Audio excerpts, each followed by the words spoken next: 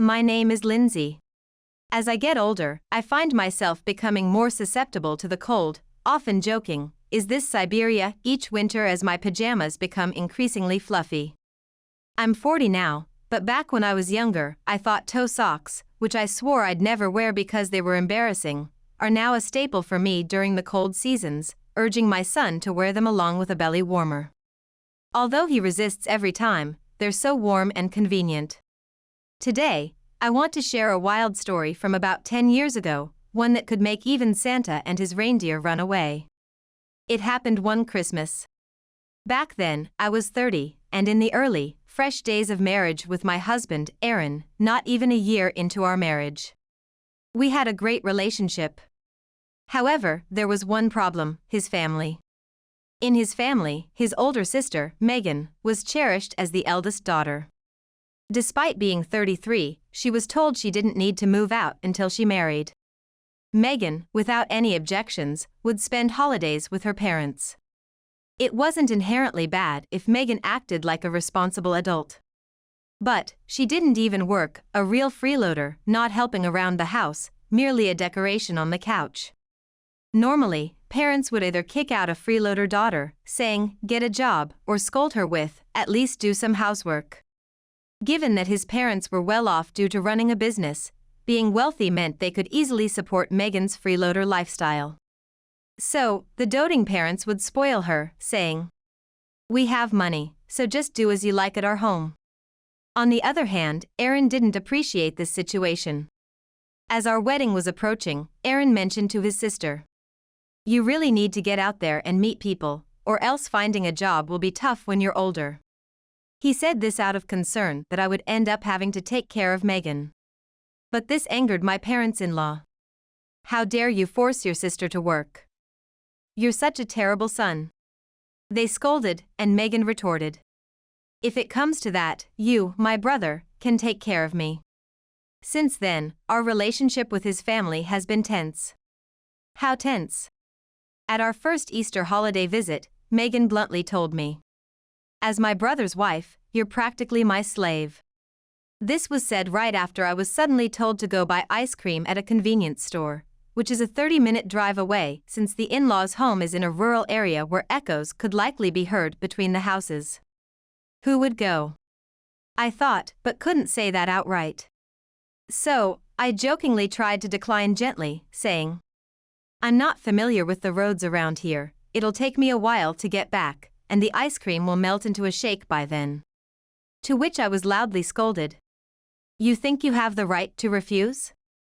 At that moment, my father-in-law appeared and remarked, "Lindsay, you've married into this family, so you need to serve not just us but also your sister-in-law, Megan. What kind of upbringing have you had?" He sighed.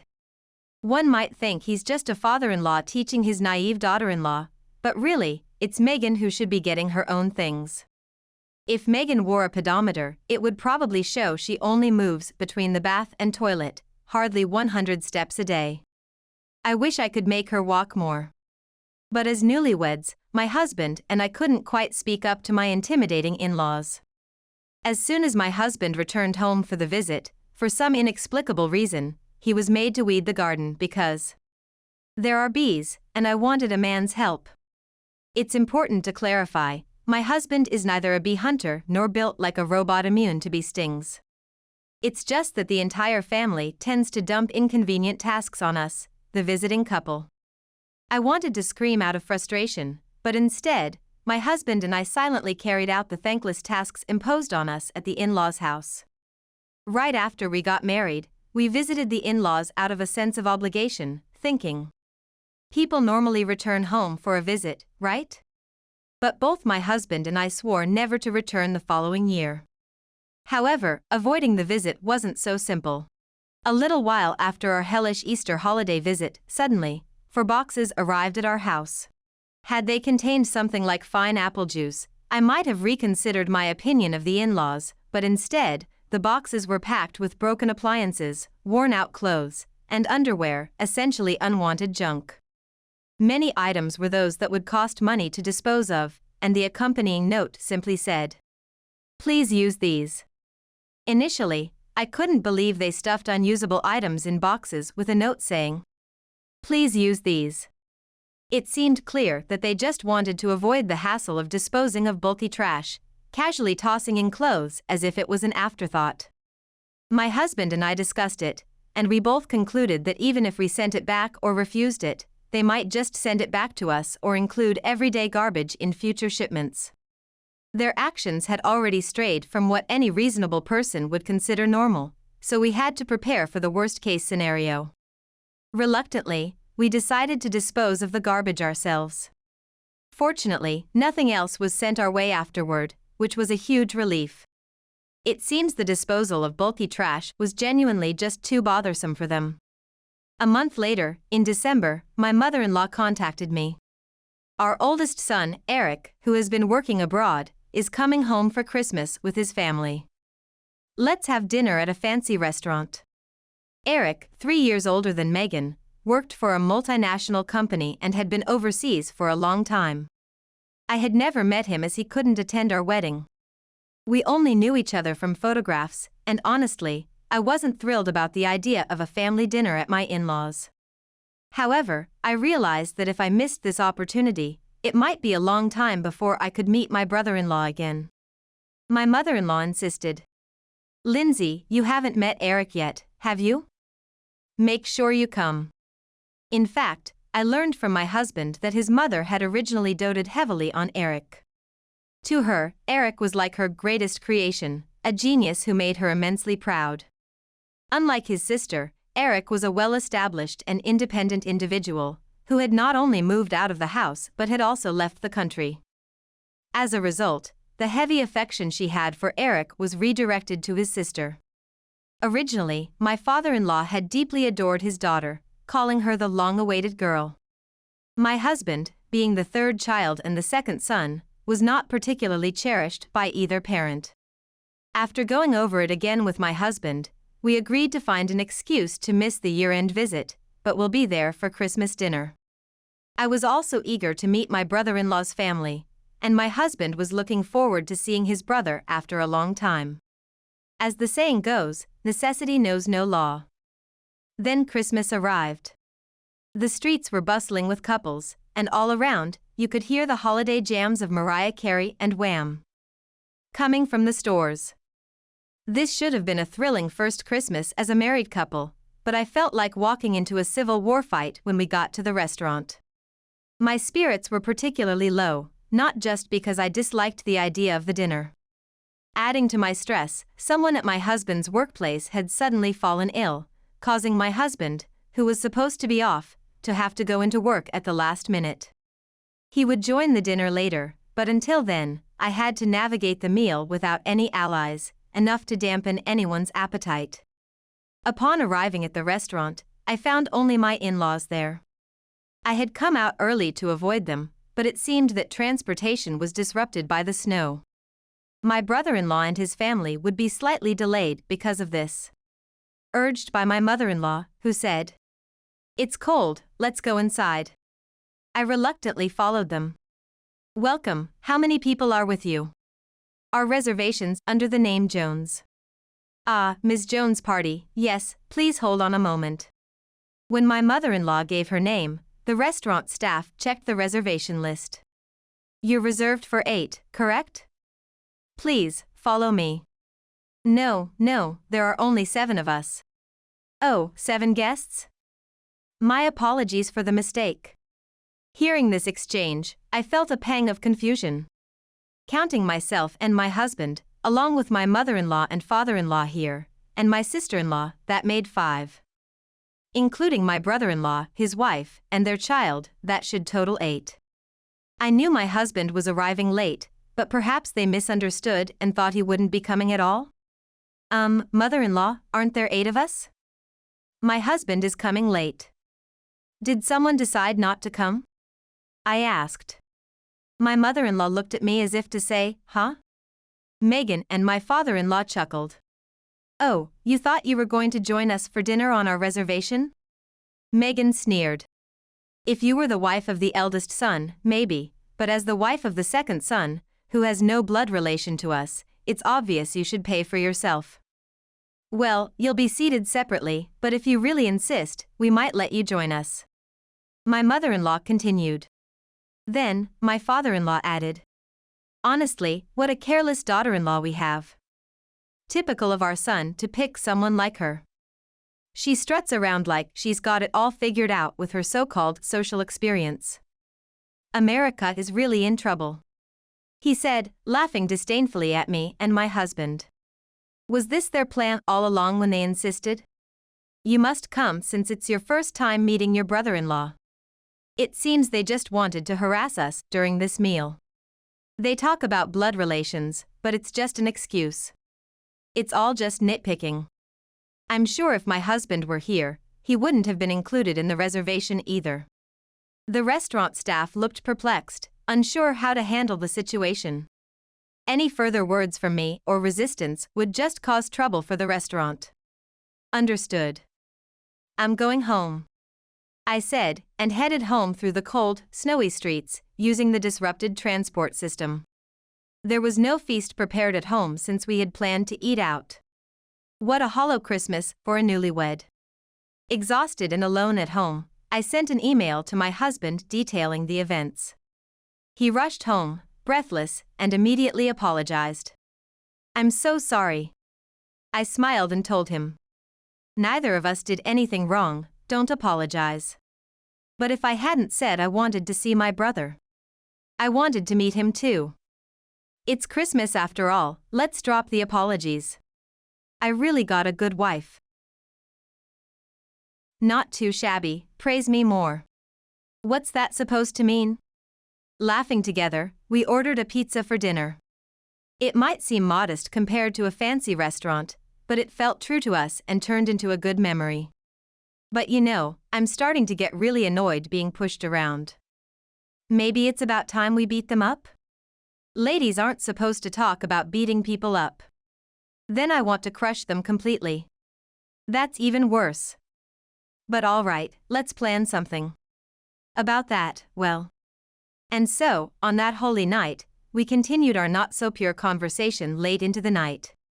Later, as the new year approached, I contacted my in-laws to make a New Year's greeting. Oh my, I never thought you'd call. How have you been? The dinner was so delightful. She's such a sarcastic mother-in-law. Naturally, a normal daughter-in-law wouldn't contact after being sent home like that. If I hadn't called, she'd probably complain about my lack of thought. It's so irritating. I'm sorry about last time. I should have been more aware of my role as the second son's wife. Speaking in a humble tone, I surprised my mother-in-law, prompting her to remark. Oh. I didn't know you had that side to you. I see you in a new light. It's nothing. I've been too arrogant toward my sister-in-law, and I feel terrible about it. If you understand that, it's good. You seem a bit smarter than my son, don't you? I'm flattered. So, as a gesture of my apology, I'd like to plan a spa trip. Really? But it better not be a cheap hotel. We won't stay at such places. Don't worry, I wouldn't dream of booking such a low place for you. Have you heard of the newly opened luxury hotel Palace, famous and hard to book? You managed to book that place.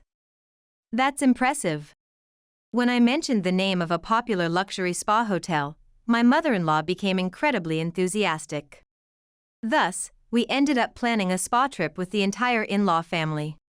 On the day of the trip, it was cold, and snowflakes danced around us as we disembarked from the airplane. The hotel was nestled deep in the mountains, but the prospect of entering an outdoor bath while watching the snow promised a spectacular view. I was looking forward to it.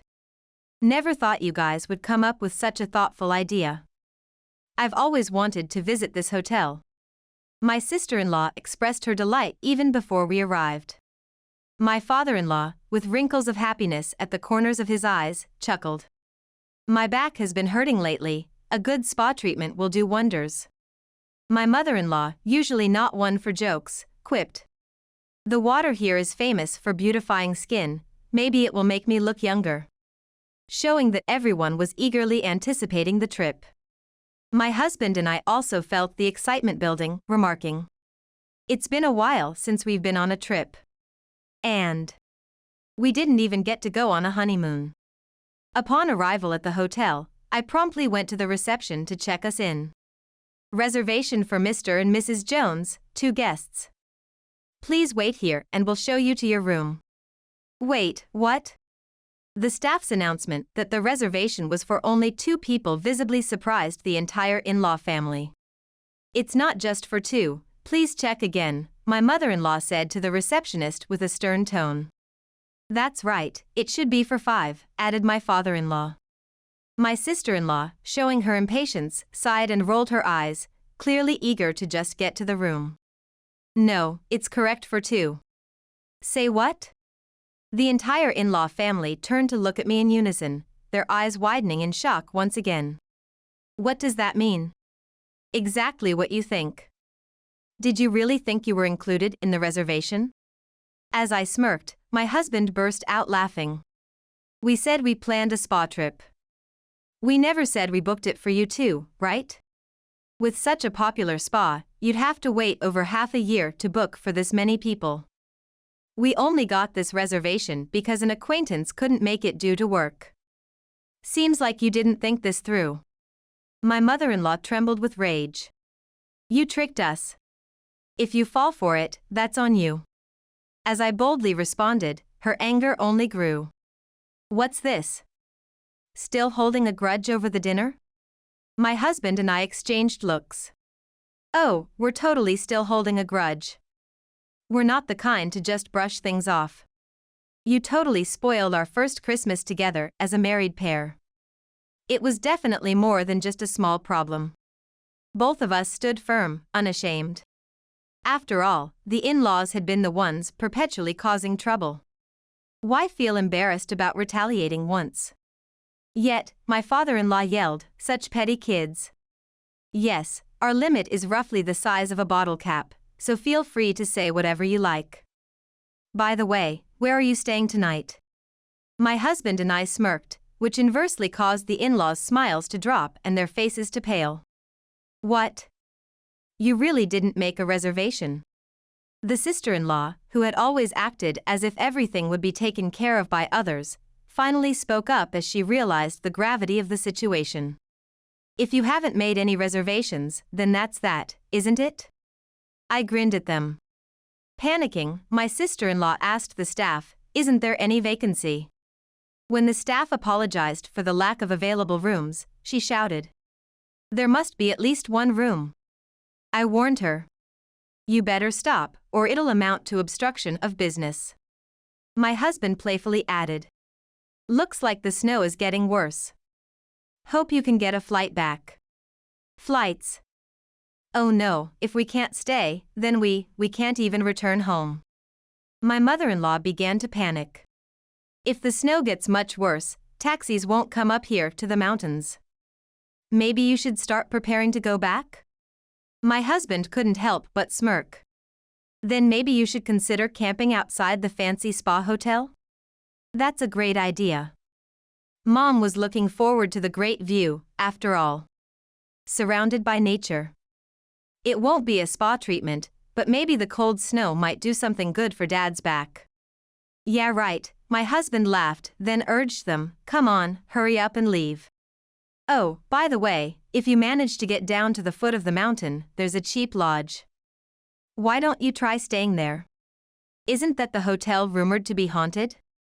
Maybe this time, the number of people in the room might really be different from the reservation.